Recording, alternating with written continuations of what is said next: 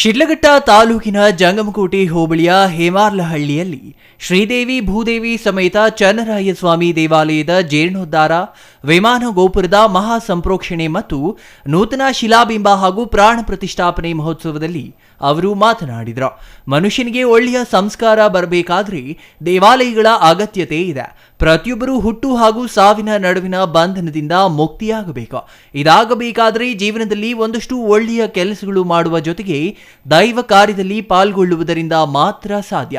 ಅಜ್ಞಾನದಿಂದ ಜ್ಞಾನದ ಕಡೆ ನಡೆಯಬೇಕಾದರೆ ಭಗವಂತನ ಸನ್ನಿಧಾನಕ್ಕೆ ಭೇಟಿ ನೀಡುವುದು ಅತಿ ಮುಖ್ಯ ಎಂದರು.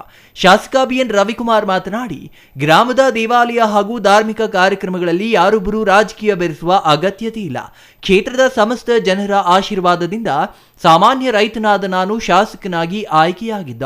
ಕ್ಷೇತ್ರದ ಪ್ರತಿಯೊಬ್ಬರಿಗೂ ಉಚಿತ ಆರೋಗ್ಯ, ಉನ್ನತ ಶಿಕ್ಷಣ, ಕ್ಷೇತ್ರದ ಅಭಿವೃದ್ಧಿ ಹಾಗೂ ಜನಸಾಮಾನ್ಯರ ನೆಮ್ಮದಿಯ ಬದುಕು ಕಲ್ಪಿಸಬೇಕೆಂಬ ಗುರಿ ಹೊಂದಿದ್ದೇನೆ ಎಂದ್ರ. ಸುಮಾರು ವರ್ಷಗಳಿಂದ ಈ ಒಂದು ಚನ್ನರಾಯಸ್ವಾಮಿಯ ದೇವರ ಕುಲಬಾಂಧವರು ಹಾಗೂ ಈ ಗ್ರಾಮದ ಎಲ್ಲ ಹಿರಿಯರು ಎಲ್ಲರೂ ಇವತ್ತು ಒಂದು ಶ್ರಮದಿಂದ, ನಿಮ್ಮೆಲ್ಲರ ಒಂದು ದುಡಿಮೆಯಿಂದ ಇವತ್ತು ಅಯೋಧ್ಯೆಯಲ್ಲಿ ಶ್ರೀರಾಮಚಂದ್ರ ಯಾವ ರೀತಿ ಪ್ರತಿಷ್ಠಾಪನೆ ಆಗಿದೆ, ಅದೇ ರೀತಿ ಇವತ್ತು ಶ್ರೀದೇವಿ ಭೂದೇವಿ ಇವತ್ತು ಪ್ರತಿಷ್ಠಾಪನೆಯನ್ನು ಆಗ್ತಾ ಇದೆ. ಇನ್ನು ಈ ಸಂದರ್ಭದಲ್ಲಿ ತಹಸೀಲ್ದಾರ್ ಬಿಎನ್ ಸ್ವಾಮಿ, ರಾಜ್ಯ ಒಕ್ಕಲಿಗರ ಸಂಘದ ಮಾಜಿ ನಿರ್ದೇಶಕ Vakkaleri Ramu, Bhaktarahalli Byregowda, Rajeev Gowda, K Gudiyappa, K Bhimesh, BN Sachin, Tadur Raghu ಇನ್ನೂ ಹಲವರು ಹಾಜರಿದ್ದರು. Chhaya Ramesh, CTV news, Sidlaghatta.